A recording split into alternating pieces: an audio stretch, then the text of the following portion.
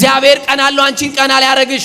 እግዚአብሔር ቀን አለው ቀን ሊያወጣልሽ። እግዚአብሔር ቀን አለው እንባሽን ሊያብስልሽ። እግዚአብሔር ቀን አለው የተዘጋው ሊከፍት። እግዚአብሔር ቀን አለው ከጨለማ ሊያወጣን፣ ከኑሮ በራ ውስጥ ሊታደገን። እግዚአብሔር ቀን አለው። ሐና የምትጠብቀው የእግዚአብሔርን ቀን እግዚአብሔር ላይ ጭምር ተስፋ እንድትቆርጥ በቃ እግዚአብሔር ረስቶሻል ይሏታል። ማን ረስቶሻል? እስቲ አይረሳንም በሉና ምን አይለንም? በጣም የሚገርማችሁ አንዳንድ ሰዎች እንዲህ ይላሉ፣ እኔ ጾማለሁ፣ እጸልያለሁ፣ ንስሐ ገብቻለሁ፣ ቆርባለሁ፣ ገዳም ሄዳለሁ፣ እመጸውታለሁ፣ እንዲህ አደርጋለሁ፣ እንዲህ እሰራለሁ እያሉ የሚሰሩትን የጽድቅ ሥራ እየዘረዘሩ እግዚአብሔር ግን ዝም ያለኝ ለምንድን ነው? እግዚአብሔር ረስቶኛል ይላሉ።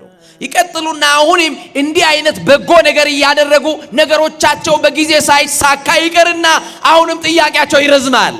በዚህ ዓመት ይከናወንልኛል ብሎ የሚጠብቀው ነገር እስከዛኛው ዓመት ይቀጥላል። በዚህ ዓመት እያለቀሰ የነበረ ሰው ለቅሶ እስከዛኛው ዓመት ይቀጥላል። እግዚአብሔር ይትቶኛል ያለው ሰው ቀጥሎ ደግሞ እግዚአብሔር አይወደኝም ማለት ይጀምራል። አሁንም ደግሞ ነገሮች እየተወሳሰቡ የሱ ጉዳይ ሳይስተካከል ይቀርና እግዚአብሔር ትዕግስቱን እየመዘነ እየፈተነ ያየዋል። ዝም ብሎት ነገሩ ሳይስተካከል ይቀራል። ጥያቄው ሳይመለስ ከነቋጠሮ ይኖራል። ከዛ እግዚአብሔር አሁንም አልመለሰለትም። ይመልስና ምን ይላል? እግዚአብሔር ረስቶኛል፣ ቀጥሎ አይወደኝም ያለ እግዚአብሔር ባይኖር ኖሮ ነው ይልና በእግዚአብሔር ላይም ጭምር ተስፋ ይቆርጣል። አያችሁ፣ እኔ እኮ ጾማለሁ፣ እጸልያለሁ፣ ታዲያ የት አለ?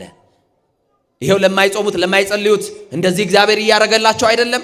መባረክ ቆርቆሮ መያዝ እንዳይመስልህ፣ መባረክ ቤት መስራት እንዳይመስልህ፣ መባረክ ሳንቲም ማጠራቀም እንዳይመስልህ። አያችሁ፣ እነዚህ ሁሉ የሚያልፉ ናቸው። የማያልፈውን የክርስቶስን መንግስት ፈልግ፣ እሱ ነው ትክክለኛው። ጥያቄያችን ትክክለኛ አይደለም። የስጋው ጥያቄ ቀድሞ የሚያልፈው። ለዚህ እኮ ነው የክብር ባለቤት ምንድን ነው ያለው? ጥያቄያችን ትክክል ስላልሆነ እናንተ የምትለምኑትን አታውቁም ማለት። እየሰማችሁ ነው? ምን የምትሉትን?